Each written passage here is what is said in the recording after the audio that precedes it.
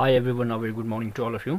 तो यस्टरडे हमने एक्लीज़ का जो है स्टोरी कंप्लीट किया था। तो आज हम इसके एक्सरसाइज करने जा रहा है। तो इससे पहले हम ग्लोसरी को थोड़ा टच करके जाएंगे, ठीक है। वर्ड मीनिंग क्योंकि जितना आपके पास होगा इन फ्यूचर आपको जब स्पीकिंग करना हो, इंग्लिश में बात करना हो, तो ये आपको काफ़ी हेल्प करेगा। क्योंकि जितना एक शख्स वोकेबलरी होल्ड करेगा, ठीक है, उसने ग्रैब किया होगा, उतना बाद में उसको बोलने में आसानी हो जाता है, ठीक है।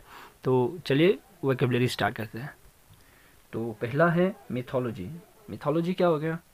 यानी कि देवताओं के किस्से, ठीक है। जो पुराने ज़माने में देवी देवताओं के किस्से होते हैं, ठीक है, यानी कि सुपर ह्यूमन होते हैं, उनकी कहानियों को मिथोलॉजी कहते हैं। जिसका सच है या झूठ है, इसका किसी को कोई एक्यूरेट अंदाज़ा नहीं होता है, ठीक है। दूसरा है फेरी टेल। फेरी टेल हो गया कहानी या फिर परियों की कहानी, उसे फेरी टेल कहते हैं, ठीक है। And third one is weird. Weird हो गया बहुत ही अजीब, ठीक है, जो बिल्कुल अनयूजुअल हो, ठीक है, जो बिल्कुल अलग हो और अजीब किस्म का हो, उसे वियर्ड कहते हैं। रिपलिंग हो गया पानी की बहने की आवाज़, उसको हम रिपलिंग कह सकते हैं, ठीक है। या फिर पानी की लहर की जो आवाज़ होते हैं उसे भी हम रिपलिंग कहते हैं, ठीक है। फ्लॉपी। फ्लॉपी हो गया बेकाबू, ठीक है, यानी कि कोई ऐसा चीज़ जो काबू में नहीं रहता हो, यानी कि एक शेप में जो नहीं रहते, उसे हम फ्लॉपी कहते हैं। जैसे कि रोज बीटल मैन का जो हेड था, उसका बाहर का जो ब्रिम था वो फ्लॉपी था। क्योंकि उसके अंदर कोई सॉलिड सा चीज़ नहीं था जो उसको एक स्ट्रक्चर में रख सके। तो जो कोई भी चीज़ एक स्ट्रक्चर में नहीं रहता है उसको फ्लॉपी कहते हैं, यानी कि बेकाबू, ठीक है। उसके बाद है डेंगल, ठीक है। डेंगल, डेंगल का क्या मीनिंग होता है? डेंगल का मीनिंग होता है झूमना या फिर लटका होना या फिर झूलना, ठीक है, उसे हम डेंगल कहते हैं। तो उसके बाद है क्रेवेट। क्रेवेट का क्या मीनिंग बनता है? क्रेवेट को हम कह सकते हैं गलोबान, ठीक है, गला बांध जो होता है, ठीक है, या फिर मफलर भी हम कह सकते हैं। उसके बाद है लिल्टिंग। तो लिल्टिंग का मतलब होता है जेंटल एंड प्लेजेंट, या फिर लिल्टिंग का मतलब ये भी बनता है खुशी से गाना, ऊंची आवाज़ में गाना, इसे भी हम लिल्टिंग कहते हैं। या फिर उतार चढ़ाव वाली धुन जो होता है उसे भी हम लिल्टिंग कहते हैं, ठीक है। उसके बाद यहाँ पे है लास्ट वेगल। वेगल क्या होता है? किसी चीज़ को हिलाना या झुलाना, उसे वेगल कहा जाता है, ठीक है। तो नेक्स्ट पेज पे पहला जो ग्लोसरी है वो है फीस्टा, ठीक है। फीस्टा क्या होता है? A public celebration in Spain, ठीक है, या फिर लैटिन अमेरिका, ठीक है। ये क्या होता है? स्पेन में एक किस्म का पब्लिक हॉलीडे होता है, ठीक है। ये स्पेन का एक रिलीजियस हॉलीडे होता है, ठीक है, एक किस्म का त्यौहार होता है जहाँ पे बहुत सारे एंटरटेनमेंट्स होते हैं, ओके। तो उसे फीस्टा कहते हैं। उसके बाद नेक्स्ट जो है वो है पेंटोमिम। अब पेंटोमिम क्या होता है? पेंटोमिम यानी कि इशारों से अदाकारी करना, उसे हम पेंटोमिम कहते हैं, या इशारों इशारों में जो बात करते हैं उसे भी हम पेंटोमिम कहते हैं, ठीक है। उसके बाद है नेक्स्ट विर्ल। WHIRL। विर्ल का मतलब होता है घुमाना, ओके, या फिर होता है फेरना, किसी चीज़ को फेराना या फिर किसी चीज़ को घुमाना, उसे विर्ल कहते हैं, ठीक है। उसके बाद है स्प्राइटली। स्प्राइटली का क्या मीनिंग बनता है? स्प्राइटली मीन्स हो गया, एक तो आम भाषा में अगर कहे तो खुश मिजाज या फिर जिंदा दिल, हम स्प्राइटली को कहते हैं, ठीक है। या फिर जो बहुत ही एनर्जेटिक हो और या फिर जिसका सेहत जो है बहुत ही अच्छा हो, उसे स्प्राइटली कहते हैं, ठीक है। उसके बाद है वॉबल। अब वॉबल का क्या मीनिंग बनता है? वॉबल हो गया ऊंची आवाज़ में गाना, उसे वॉबल कहते हैं। वॉबल का अनदर मीनिंग जो बनता है वो है चहचहाना, ठीक है, चहचहाना। नेक्स्ट क्या है? नेक्स्ट जो है लंबर। लंबर का क्या मीनिंग बनता है?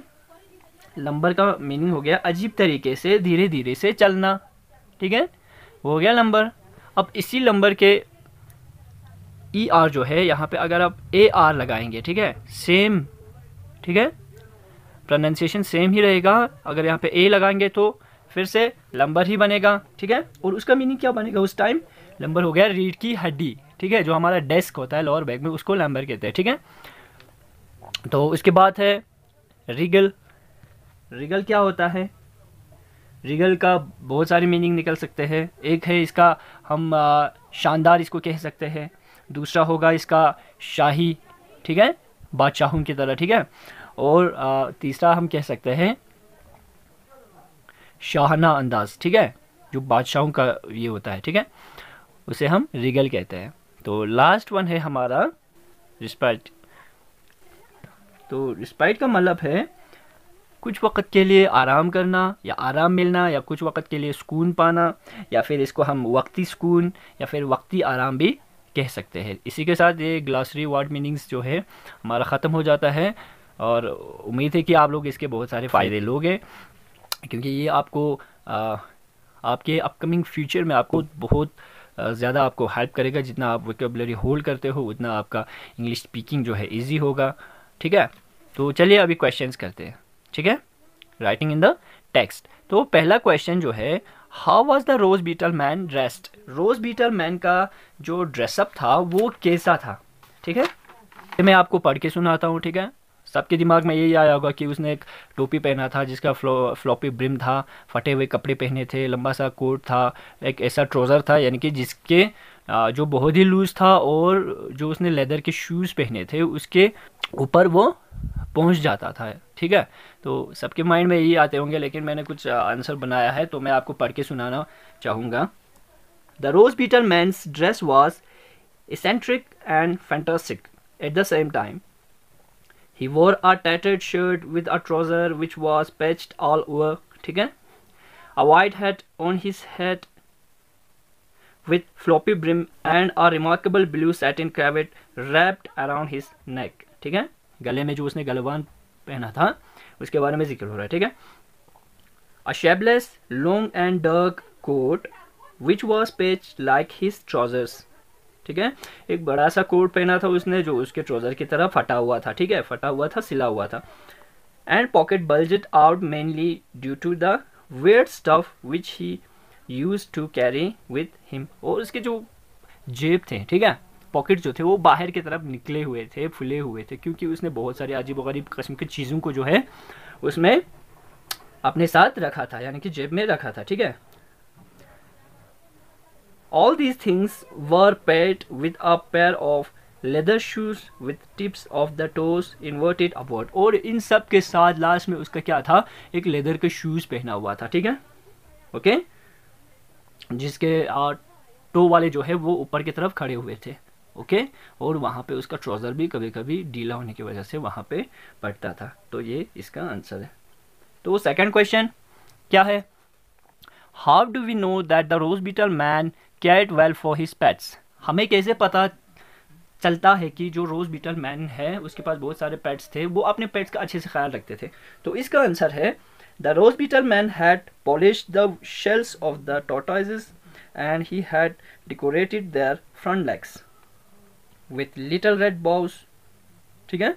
तो जो रोज बीटल मैन के पास बहुत सारे टॉर्टोइज है, ठीक है, तो उसने हर एक टॉर्टोइज के शेल्स को जो है ऑयल से पॉलिश किया हुआ था, और उनके फ्रंट लेग्स को जो है डेकोरेट करके वहाँ पे रेड बूस से सजाए हुए थे। This shows that he cared well for his pets. तो यही चीज़ें जो है हमें बताते हैं, हमें दिखाते हैं, हमें एक्सप्लेन करता है कि वो अपने पालतू जानवरों का जो है बहुत अच्छे से ख्याल रखते थे, ठीक है। अब ये जो क्वेश्चन आंसर 2 है मैंने पेन डाउन किया हुआ है, तो मैं आपको दिखा दूंगा, आप यहाँ से लिख लेना, ठीक है।